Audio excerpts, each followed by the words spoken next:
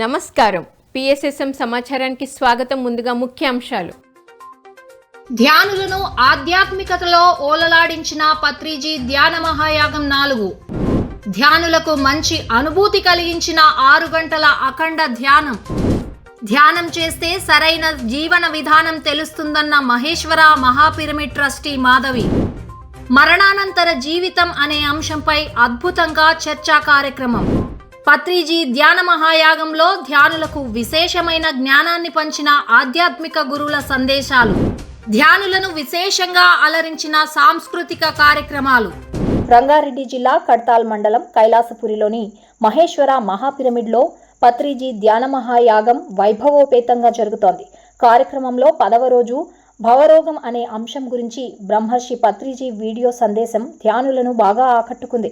ఈ సందేశంలో బ్రహ్మర్షి పత్రిజీ ధ్యానం సర్వరోగ నివారిణి, ధ్యానం సకలభోగ కారిణి, ధ్యానం సత్యజ్ఞాన ప్రసాదిని అని తెలిపారు. అన్ని రోగాలకు మూలం భవరోగమని స్పష్టం చేశారు. నాకు దేహం కావాలి, నేను బతకాలి అనే రోగం భవరోగం అన్నారు. దీనిని విడిచిపెడితేనే ముక్తి, నిర్వాణం, పరమపద సోపానం పొందుతామని తెలిపారు. తాను ఆత్మ పదార్థాన్ని అన్న విషయం ఎప్పుడైతే తెలుసుకుంటామో భవరోగం మాయమవుతుందని స్పష్టం చేశారు.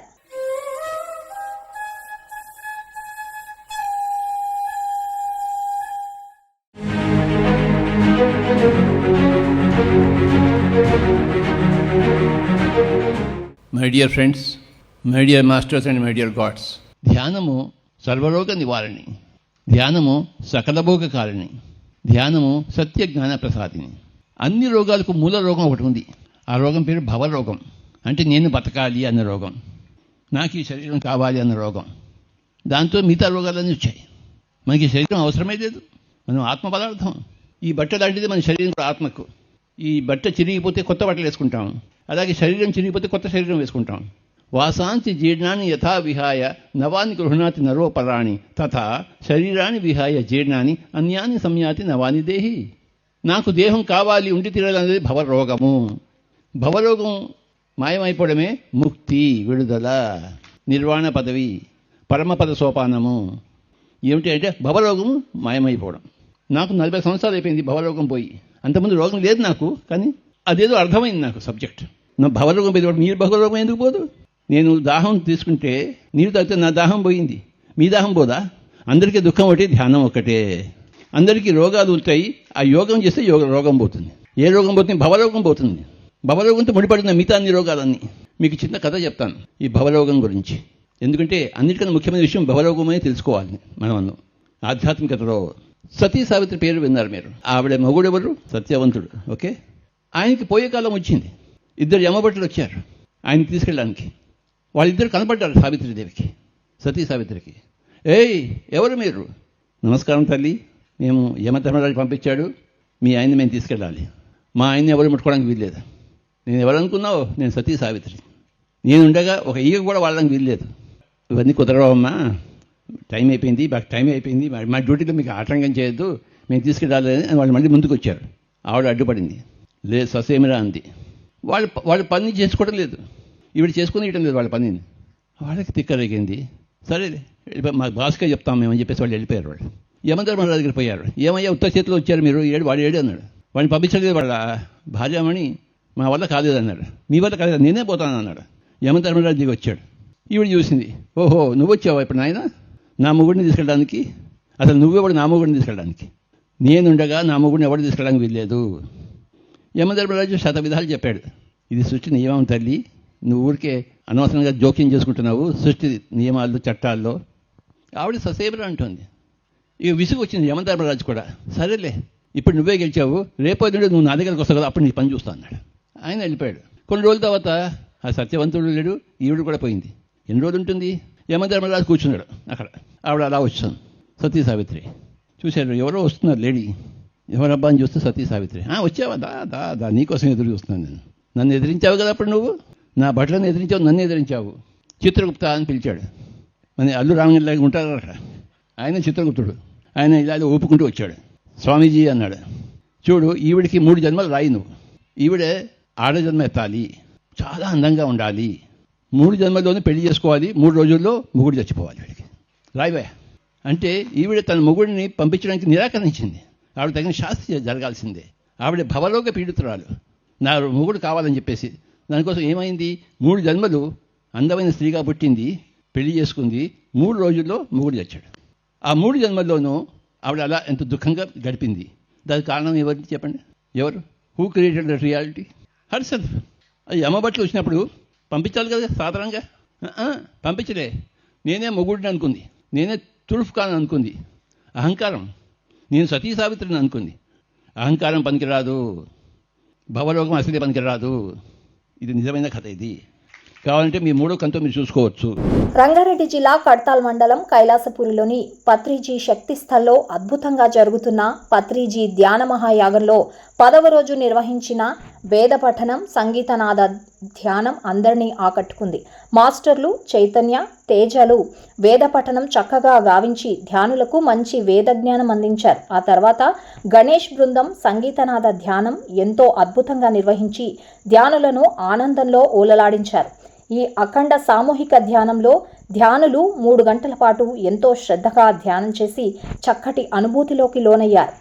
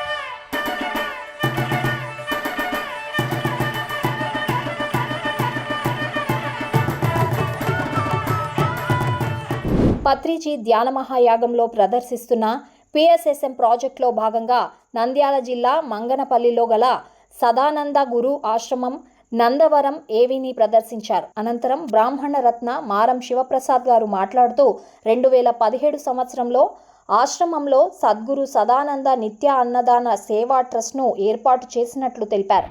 అలాగే 1998లో గురు పౌర్ణమి ఉత్సవాలు, సద్గురు సదానంద యోగి వర్ధంతి వేడుకలు నిర్వహించడం జరిగిందని చెప్పారు. అనంతరం నాగర్ కర్నూలు జిల్లా అచ్చంపేట మండలం బ్రాహ్మణపల్లిలో గల శ్రీ ఓంకారేశ్వర అష్టాదశ పిరమిడ్ ధ్యాన శక్తి మహాక్షేత్రం ఏవిని ప్రదర్శించారు. ఈ పిరమిడ్ గురించి ట్రస్ట్ సభ్యులు వివరించారు. ఓంకారేశ్వర అష్టాదశ పిరమిడ్ ధ్యాన శక్తి మహాక్షేత్రంలో మౌన ధ్యాన కార్యక్రమాలు అధికంగా నిర్వహిస్తున్నామని తెలిపారు. నిత్యాన్నదాన ట్రస్ట్ ఏర్పాటు చేసి అన్నదాన కార్యక్రమం నిర్వహిస్తున్నట్లు చెప్పారు. స్వర్ణమాల పత్రి మేడం అధ్యక్షురాలిగా, మారం శివప్రసాద్, నందవరం వెంకటేశ్వర రెడ్డి వైస్ చైర్మన్లుగా, తాడిపత్రి రంగనాథరెడ్డి మేనేజింగ్ ట్రస్టీగా,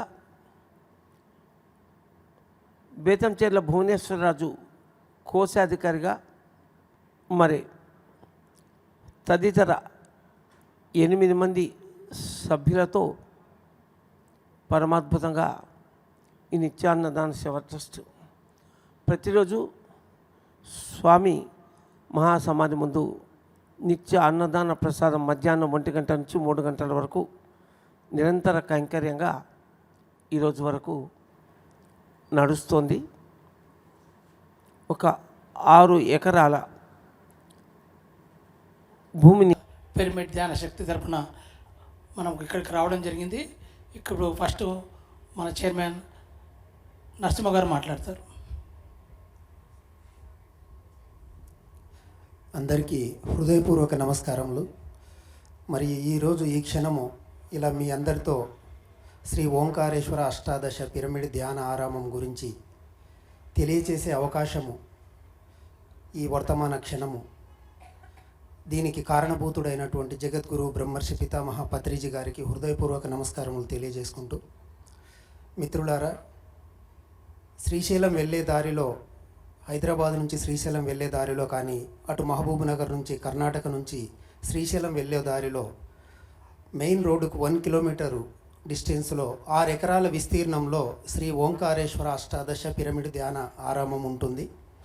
అక్కడ 2.5 ఎకరాలలో ఓం బేస్ స్ట్రక్చర్ పైన 18 శక్తి పీఠాల ప్రతి నమూనగా 18 పిరమిడ్లు, 18x18 పిరమిడ్లు, ఇందాక మనం చూసిన ఏవీలో చూసినట్లుగా స్థూల నిర్మాణం ఉంది.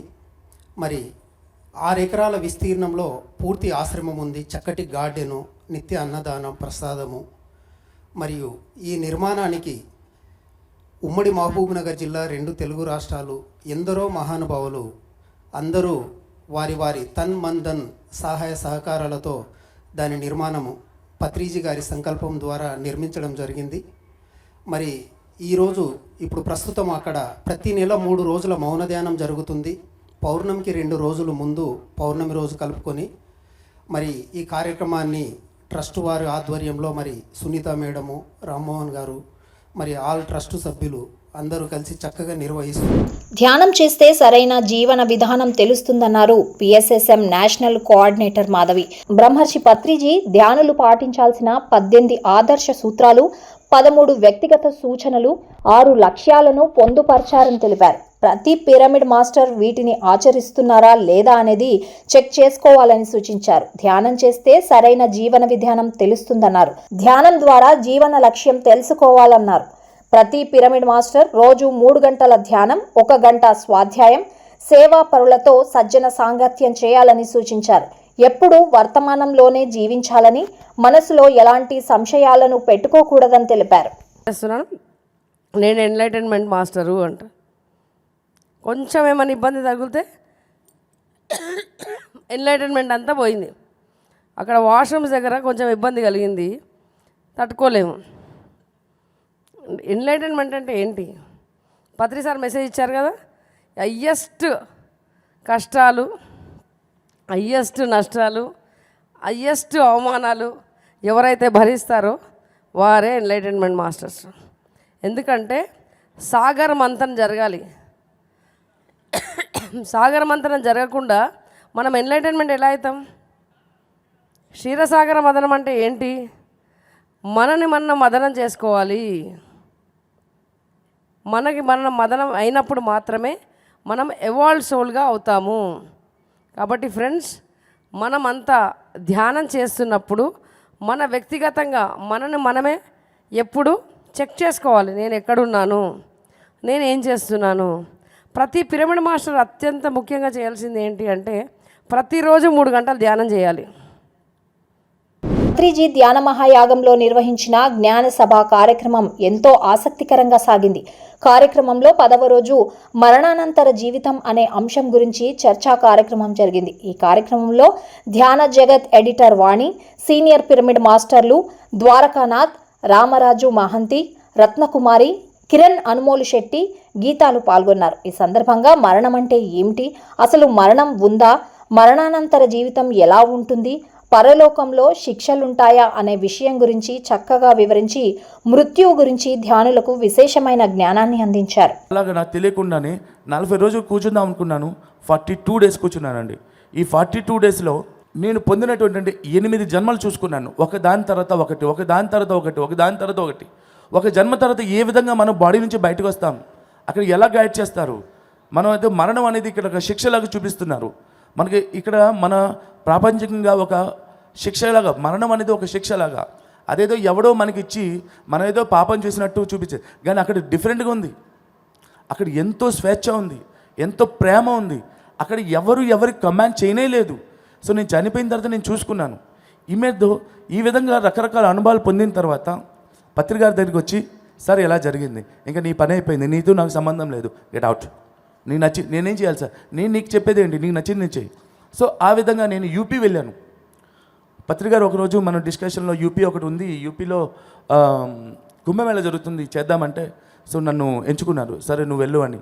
సో యూపీ నేను ఎందుకు వెళ్ళాలి అంటే నా పాస్ట్ లైఫ్లో నేను అక్కడే చనిపోయాను. ఎందుకంటే ఆల్రెడీ చూశాను నేను.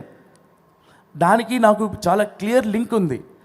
పత్రిజీ ధ్యాన మహాయాగంలో నిర్వహించిన సాంస్కృతిక కార్యక్రమాలు ధ్యానులను విశేషంగా అలరించాయి. కార్యక్రమంలో 10వ రోజు విజయవాడకు చెందిన శ్రీ శారదా నృత్య కళాపీఠానికి చెందిన బృందం అద్భుతంగా భరతనాట్య ప్రదర్శన చేసి ధ్యానులను అలరించారు. చక్కగా హావభావాలు ఒలికిస్తూ ఎంతో చక్కగా నర్తిస్తూ ధ్యానులకు మంచి వినోదాన్ని పంచారు. అనంతరం మహబూబ్ నగర్కు చెందిన చిన్నారి వేదశ్రీ కూచిపూడి నృత్యం ఎంతో చక్కగా చేసి అందరినీ అలరించింది.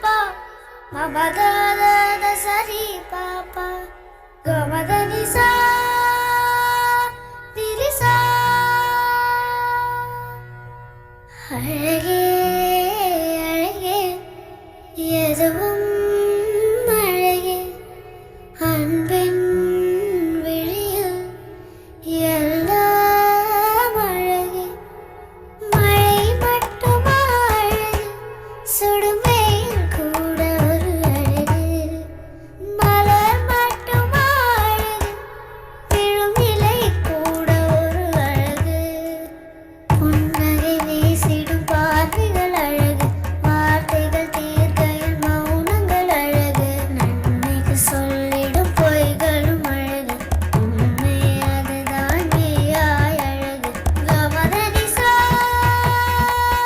நிரிசா கமதனிசா நரிசா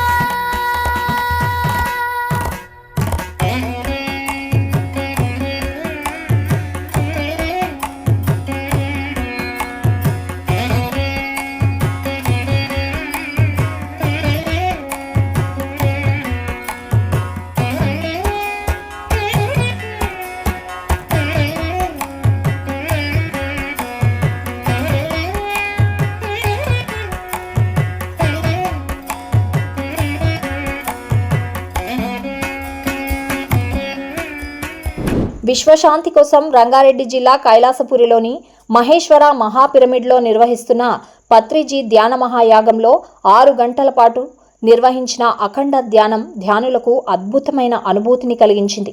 కార్యక్రమంలో 10వ రోజు మధ్యాహ్నం 3 నుండి 5 గంటల వరకు సంగీత కళాకారుడు ఉమా వెంకటేశ్వర్ల బృందం అద్భుతంగా వేణునాద సంగీతనాద ధ్యానం నిర్వహించి ధ్యానులను ఉత్సాహపరిచారు. ఈ అఖండ ధ్యానంలో విశేష సంఖ్యలో ధ్యానులు పాల్గొని ఎంతో శ్రద్ధగా ధ్యాన సాధన చేసి ఆధ్యాత్మికతలో ఓలలాడారు.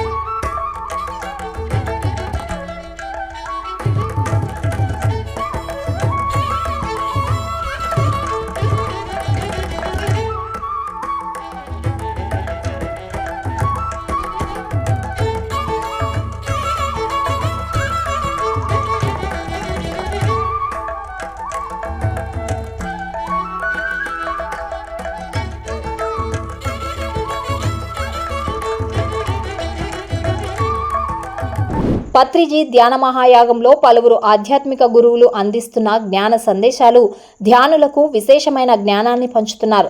పత్రిజీ ధ్యాన మహాయాగంలో 10వ రోజు స్వామి స్థిత ప్రజ్ఞానంద సరస్వతి పాల్గొని జ్ఞాన సందేశం ఇచ్చారు. ఈ సందర్భంగా ధ్యానం ఆధ్యాత్మికతకు సంబంధించి పలు అంశాలను ఎంతో అద్భుతంగా వివరించి ధ్యానులకు మంచి జ్ఞానాన్ని అందించారు. అనంతరం స్వామి స్థిత ప్రజ్ఞానంద సరస్వతిని ఘనంగా సత్కరించారు. శాకాహారం అనేది ఎందుకంటే మహర్షులు కూడా దుంపలు ఆకులు ఫలాలు తినుకుంటూ ధ్యానం చేసి ఉన్నారు. మన ఉపనిషత్తుల్లో, యోగ వాసిష్టంలో, భగవద్గీతలో, అనేక శాస్త్రాలలో ఈ యొక్క ధ్యానం కోసం మీరు శాకాహారం తినవాలి అని పత్రిజీ గారు తీసుకొచ్చారు. అంటే ప్రపంచవ్యాప్తంగా ఈరోజు శాకాహారం మాత్రమే తిని ఉండుంటే ఇంతటి హింసాత్మకమైనటువంటి దృశ్యాలు మనం చూసేవారం కాదు. అంటే పత్రిజీ గారు ఎంత ముందు చూపుగా ఆ మహర్షుల యొక్క నడిచిన దారిలో నడుస్తూ ప్రతి ఒక్కరు కూడా శాకాహారంలోకి వెళ్ళాలి. ఎందుకంటే మనం ఎటువంటి ఆహారం తింటామో అదేవిధంగా మన మనసు తయారవుతుంది. కాబట్టి మనం తినే ఆహారము 3 విధములుగా ఉంటుంది. స్థూలమైన ఆహారము మన యొక్క ఫిటిల్ మ్యాటర్గా వెళ్తుంది. మధ్యస్థ ఆహారము మన మాంసంగా మారుతుంది. సూక్ష్మంగా తినే ఆహారము మన మనసుకు వృద్ధి చేస్తుంది. అలా శాకాహారం తింటేనే మీ మనసు అత్యంత ప్రశాంతతగా ఉంటుంది, ప్రశాంతతగా ఉంటుంది. ఎందుకు? మనస్సు తపస్సు. అది శాకాహారం అనేది మానసిక తపస్సుకు అవసరము. మనస్సు అనేది ధ్యానమైన ఒక ఇన్స్ట్రుమెంట్ కాబట్టి. అందుకే మన ప్రసాద సౌమ్యత్వం, మౌనమాత్మ వినిగ్రహ, భావ సంశుద్ధిత్యేతత్, తాపసం మన ఉచ్యతే, మనోతాపసం ఉచ్యతే. అంటే అర్థం ఏంటి? మానసిక తపస్సు కోసం అనేది శాకాహారం అనేది ఒక ముఖ్యమైనటువంటి సాధనం. కాబట్టి ఈ మాంసాహారం తినే వాళ్ళందరూ కూడా వారు ధ్యానంలో కూర్చోలేరు. కావాలంటే మీరు ఎక్కడైనా గుర్తించండి, మాంసాన్ని తినడం వలన మీలో రజోగుణము తమోగుణం పెరుగుతుంది. అది పూర్తిగా ధ్యానమునకు విరుద్ధం. మరి ధ్యానమునకు అనుకూలం ఏంటి? వెజిటేరియన్, శాకాహారము. కాబట్టి పత్రిజీ గారు తీసుకొచ్చినటువంటి ముఖ్యమైనటువంటిది ఏంటి? శాకాహారం. అందుకే వారు శాకాహారం ర్యాలీలు చేస్తున్నారు, ఉద్యమాలు చేశారు. ఈరోజు ఇంతకుముందు నిజామాబాద్లోను, అదేవిధంగా ఆంధ్ర, తెలంగాణ అనేక ప్రాంతాల్లో నేను వెళ్ళేటప్పుడు వారు శాకాహార ర్యాలీలు తీస్తున్నారు. అంటే శాకాహారంతో ర్యాలీ తీయడం అంటే అది చిన్న విషయం కాదు. అంటే ధ్యానం మీద వాళ్ళకు ఉన్నటువంటి ప్రీతి, మక్కువ మీరు అర్థం చేసుకోండి. ఈరోజు ఎవరైతే శాకాహారం కోసం దాన్ని గుర్తించి గౌరవించి ఎవరైతే శాకాహారం తింటూ దాన్ని ప్రచారం చేస్తున్నారో వారు ఒకప్పుడు ఋషుల యొక్క సంస్కారం ఉన్నవాళ్ళు, వారందరూ కూడా ఋషుల యొక్క వారసత్వాన్ని అందిపుచ్చుకున్నవారని గుర్తింపు. బిఎంసిని ఆదరిస్తున్న ప్రేక్షకులకు అందరికీ హృదయపూర్వక కృతజ్ఞతలు తెలియజేస్తూ ఇవి ఈనాటి పిఎస్ఎస్ఎం సమాచారం. మరింత సమాచారంతో మళ్ళీ కలుద్దాం. అంతవరకు చూస్తూనే ఉండండి పత్రిజీకి ప్రతిరూపమైన పిఎంసి, ప్రతిక్షణం సత్యదర్శనం. నమస్కారం.